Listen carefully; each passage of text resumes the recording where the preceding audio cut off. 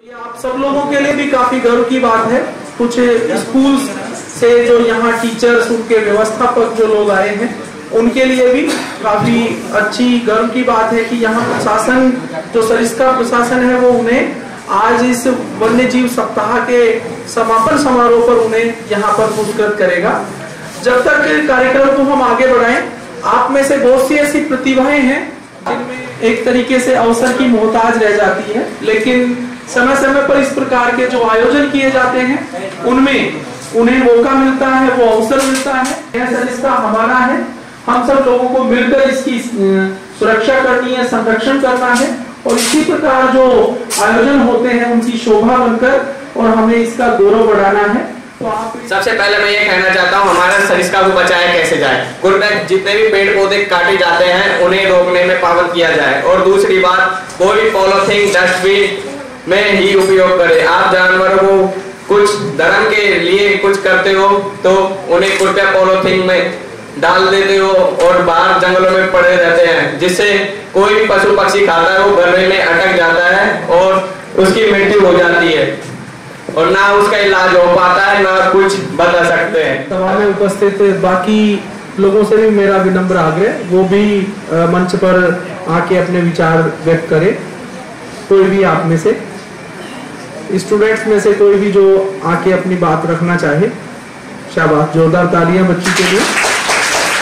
वन्य जीव अभयारण्य है जिसमें हमारे वन और जीवों को सुरक्षित किया जाता है और हमें भी वनों को और जीवों को सुरक्षित करना चाहिए। हमें वनों को काटना नहीं चाहिए, जिससे परंतु आजकल के युवाओं द्वारा वनों को काट दिया जाता है। वहाँ बड़े बड़े बिल्डिंग्स, मॉल बना दिए जाते हैं और बेजुबान जानवरों के घर उजड़ जाते हैं। परंतु अगर किसी मनुष्य का इसी तरह कोई घर नष्ट करता है तो मनुष्य को बहुत क्रोध आता है, परंतु बेजुबान जानवर किसी से भी नहीं कह सकते, इसलिए वे बेचारे अपना दूसरा आवाज ढूंढते रहते हैं और वो बेचारे भूखे प्यासे रहते हैं। जैसा कि हम सब जानते हैं कि दिल्ली में लोगों को प्योर ऑक्सीजन के लिए पैसे देने पड़ते हैं, वही हमारा ये सौभाग्य है कि हम सरिस्का जैसे वन्य जीव अभयारण्य में रह के फ्री में प्योर ऑक्सीजन पा सकते हैं और अपने आप को स्वस्थ रख सकते हैं। वन्य जीव अभयारण्य में कुछ पौराणिक स्थल हैं, जैसे नीलकंठ मंदिर, भट्टरी धाम, तालवृक्ष धाम, भानगढ़ का किला, जो कि एशिया की सबसे डरावनी जगहों में से एक है। यहाँ के DCF deputy conservator of forest mister DP जागावत का इसमें बहुत बड़ा सहयोग है वन्य जीव अभयारण्य को सुरक्षित रखने में, और यहाँ के फील्ड डायरेक्टर मिस्टर नारायण पीना ने यहाँ बहुत ज्यादा योगदान दिया है। लास्ट में मैं यही कहना चाहूंगी कि हमारे सरिस्का को बचाओ, पेड़ों को कम से कम काटो और लोगों को भी जागरूक करो कि वो पेड़ों को ना काटे। Save tiger, save Sariska. जैसा कि हम सभी जानते हैं कि वन हमारे जीवन के लिए बहुत लाभदायक है। वनों को हमारे जीवन के हरे फेफड़े भी कहा जाता है, क्योंकि वनों से हमें बहुत लाभ होता है। इसी प्रकार जो सरिस्का है वो भी एक वन ही था, लेकिन इसे 7 अप्रैल 1955 में अभयारण्य का दर्जा दिया गया और बाद में इसे 1988 में रिजर्व पार्क, मतलब कि रिजर्व टाइगर के रूप में बताया गया। सरिस्का है जो एक बहुत ही बड़ा अभयारण्य है और इसमें अधिक से अधिक संख्या में बाघ पाए जाते हैं। वर्तमान में बाघों की संख्या 30 से 32 है। और पॉलीथीन फेंकी जाती है, कई बार मैं देखती हूँ ये वन विभाग वाले भी बेचारे उनको इकट्ठा करके और जलाते रहते हैं। तो हमें मालूम है कि पॉलीथीन अपने आप में आज की तारीख का सबसे बड़ा प्रदूषण है और सबसे ज़्यादा जानलेवा है। मैंने अपने लेवल पर एक मैसेज मैंने भी कहीं देखा था, वो आइडिया मैंने एक्वायर किया, मेरा खुद का आइडिया नहीं है, कि कुछ ऐसे पॉलीथीन्स होती है जिनको हम कंट्रोल नहीं कर सकते, जैसे दूध की थैली और राशन में आने वाली तेल की थैली, और कुछ ऐसी पॉलीथीन्स होती हैं जो हमारे घर में अनचाहे आती ही हैं। सब्जी के लिए तो हम अपना बैग रखते हैं, मैं तो रखती हूँ कम से कम, और शॉपिंग के लिए भी कई जगह कागज़ के बैग चालू हो गए हैं। लेकिन वो जो घर की थैलियों का जो मेरा आइडिया है कि जो हमारे पास बिस्लरी की बॉटल्स हैं या तेल की बॉटल्स हैं या दूसरी बॉटल्स हैं, आप एक बॉटल रखिए किचन में और ये जो थैलीज हैं उनको ऐसे राउंड करके घुसा दीजिए। 1 लीटर में, मेरा अपना एक्सपीरियंस है, कम से कम 40-50 थैली ऐसे ठूसने पे आ जाए। फिर उसको टाइट करके ढक्कन को, और फिर अगर आप कचरे में फेंकते हैं तो होगा ये कि कचरा बीनने वाला उससे उस थैली को उठा लेगा, क्योंकि पॉलीथीन की थैली कबाड़ी वाला लेने नहीं आता। मेरा तो अपना एक्सपीरियंस है, मेरे मोहल्ले में तो नहीं लेता। तो अब जब मैं उस टाइट करके बिस्लरी की बॉटल में उसको डाल देती हूँ या तेल की बॉटल में, तो वो पन्नियाँ कम से कम इधर उधर नहीं उड़ेंगी और जानवर जो हैं उसको जानवर के पेट के अंदर कम से कम नहीं जाएंगे। और आपने देखा होगा कचरे के ढेर में गाय मुँह मारती रहती है, काटती है ना, और फिर जो हम जितना पुण्य करते हैं वो सारा पाप में बदल जाता है, क्योंकि मोस्टली गाय जो है वो पॉलीथीन। और सेम चीज़ यही सांबर और इनके साथ भी हो रही है, बंदरों के साथ या नीली गाय के साथ। सोचते हैं कि ये सरकार का काम है, कभी हम सोचते हैं कि हमारा काम नहीं है। कभी भी परिवर्तन तभी सफल बनता है जब लोग सब जुड़कर उसमें प्रयास करते हैं। कई बार हम देखते हैं कि कोई व्यक्ति बाइक से आता है, केले लेके आता है, वो बाहर केले डाल के बंदरों को या बाकी जानवरों को चला जाता है, वो शेष बची हुई पॉलीथीन भी वहीं फेंक जाता है। सबसे पहली शुरुआत उस व्यक्ति को करनी चाहिए कि वो एक तो जो जंगली जो जानवर हैं, इनके लिए अभ्यारण्य में वो सब चीजें उनके आहार के लिए अवेलेबल है, जो कि वो खाकर और अपने जीवन को व्यतीत कर सकते हैं। लेकिन हम उन्हें जानबूझकर पंगु बना रहे हैं अपनी आस्था का, क्योंकि मैडम ने भी और बाकी लोगों ने भी ये बात कही, तो हमें इस दिशा में प्रयास करना चाहिए। दूसरा बात है कि जब कोई व्यक्ति पहली बार इस तरीके से, जैसे आपने टॉफी खाई, बिस्किट खाए, उसके पैकेट को आपने मनचाही जगह कहीं भी फेंक दिया, हम उसे सही तरीके से निस्तारित करें। 2008 से और 2000 जो 19-20 का कार्यकाल है वो देखिए, और एक 19-20 के बाद 2023, यानी लगभग 45% आपके कार्यकाल में टाइगर वृद्धि में आए हैं। और जहां टाइगर 17 थे, आज उनकी संख्या बढ़कर के 30 हो गई है। ये साहब की देन है, ये आप सब लोगों की देन है, ये पूरी सी टीम सरिस्का की देन है। ये जब होगा, ये सब सपना एक दिन हम साहब के नेतृत्व में यहाँ 50 देखना चाहते हैं। हर सेंचुरी लगाएंगे।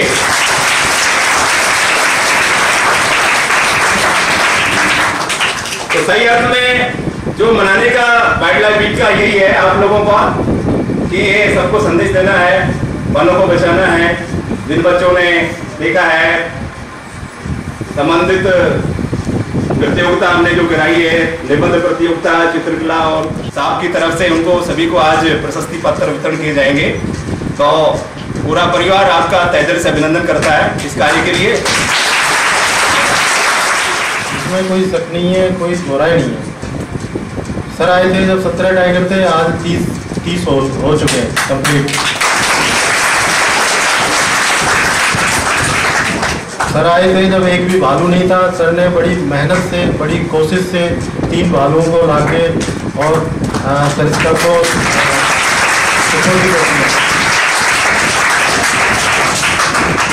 चीतल, सांबर, नीलगाय, इनके तो आप झुंड के झुंड सरिस्का में देख सकते हैं, कोई गिनती नहीं है।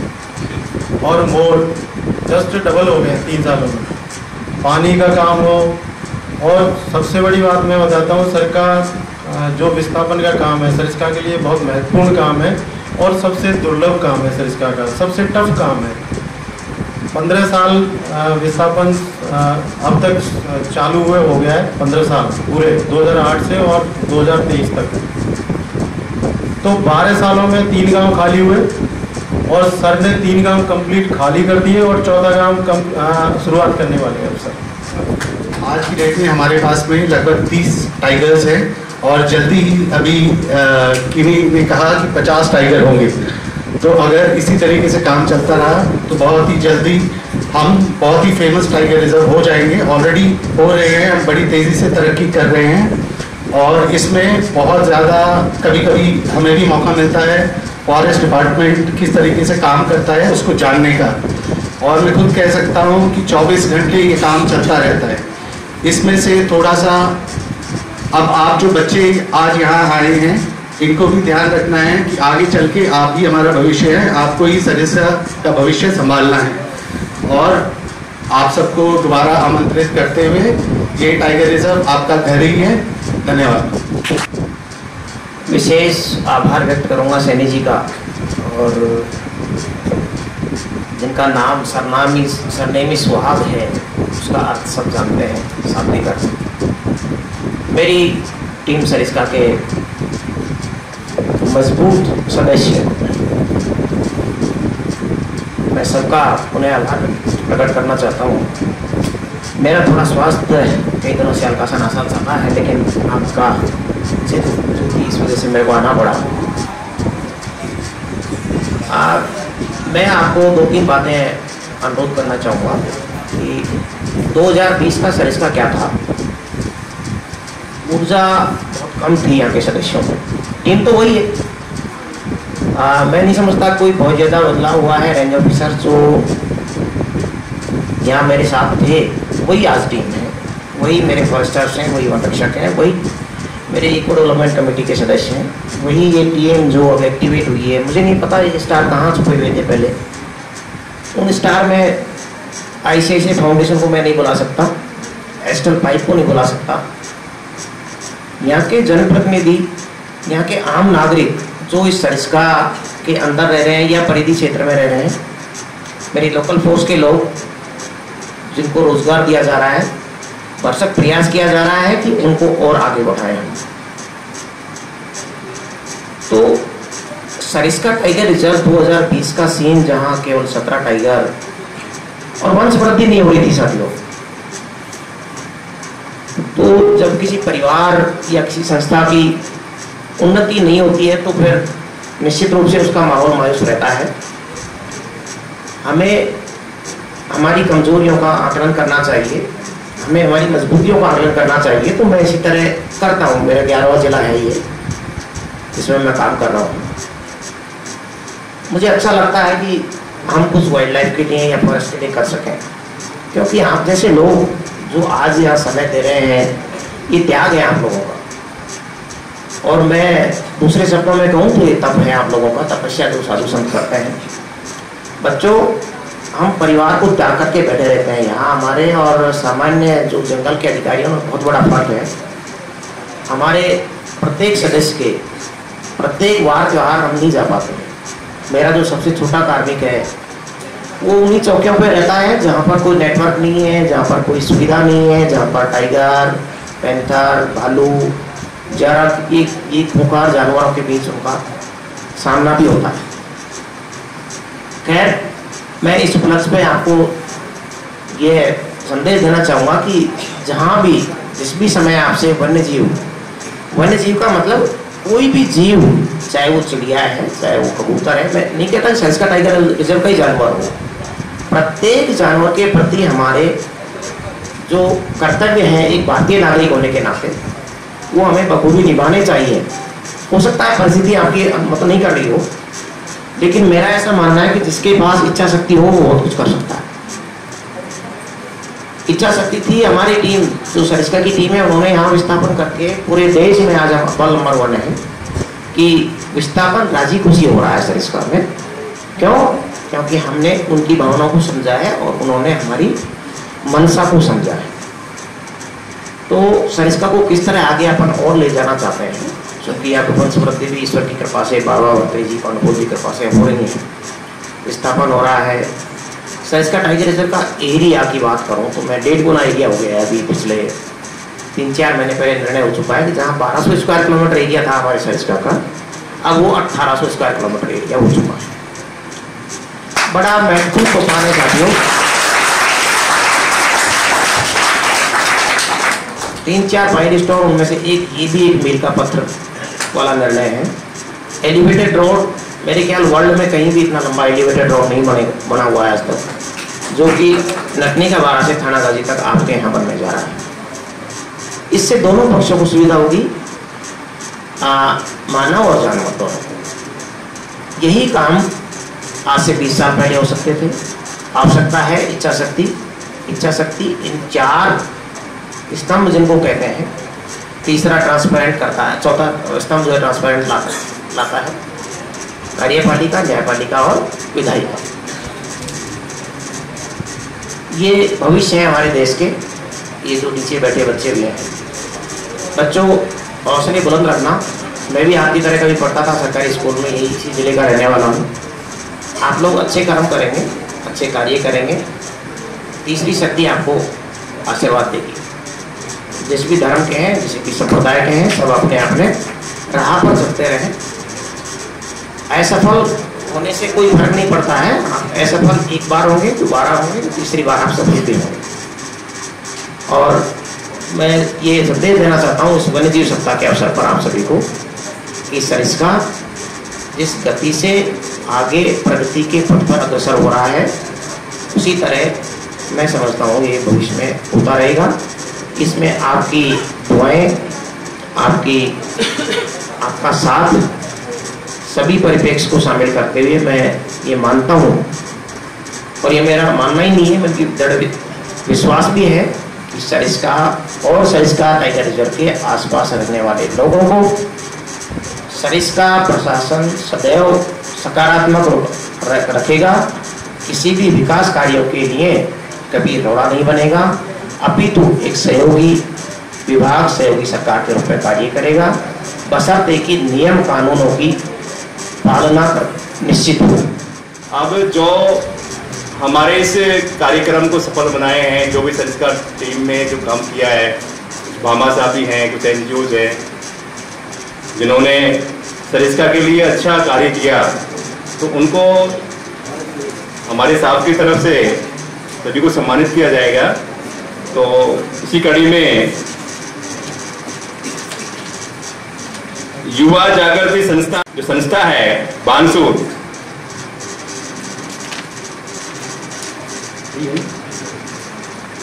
उनको साहब के द्वारा उनका जो कार्य है सरिस्का में स्वच्छता एवं जागरूक का कार्य करना, आपने सुना है कि वास्तव में गोकुल जी के नेतृत्व में पूरी टीम सरिस्का ने पूरी सरिस्का को क्लीन सरिस्का, ग्रीन सरिस्का किया है।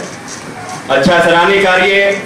तो गोकुल जी और उनकी टीम को एक बार पुनः बहुत बहुत धन्यवाद। सर पदोन्नति है उसके लिए जो उनके स्टार लगाकर और यहाँ इस मंच के माध्यम से सर को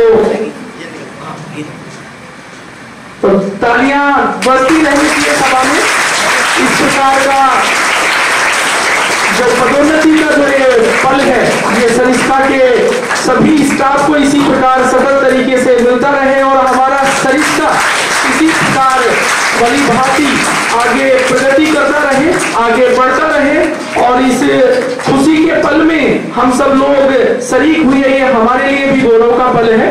और इसी प्रकार हमारा सरिस्का सतत तरीके से आगे की ओर उन्नति की ओर बढ़ता रहे और हम ये कामना करते हैं कि यहाँ के सभी जो कार्मिक हैं, चाहे वो रेंजर हो, चाहे वो फील्ड में काम करने वाले, चाहे चौकी पे रहने वाले व्यक्ति हो, उसी प्रकार जिस तरह आज जितेंद्र जी फर्स्ट ग्रेड रेंजर की रूप में आगे पदोन्नत हुए हैं, उसी प्रकार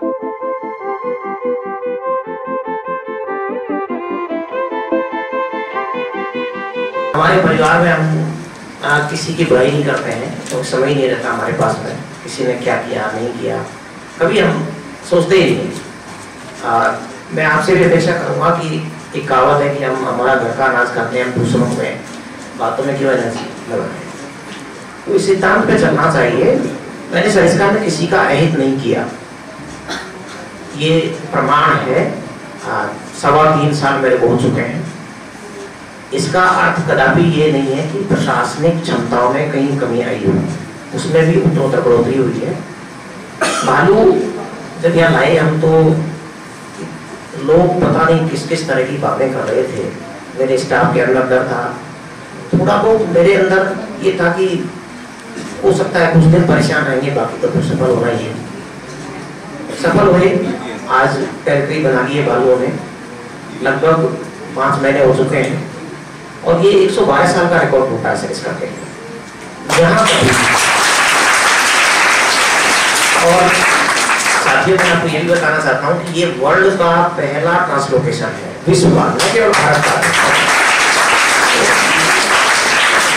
सरिस्का एक प्रशिक्षण स्थली है, यहाँ इसको आगे बढ़ने देने के लिए बड़े दुष्ट लोगों की कमी नहीं है।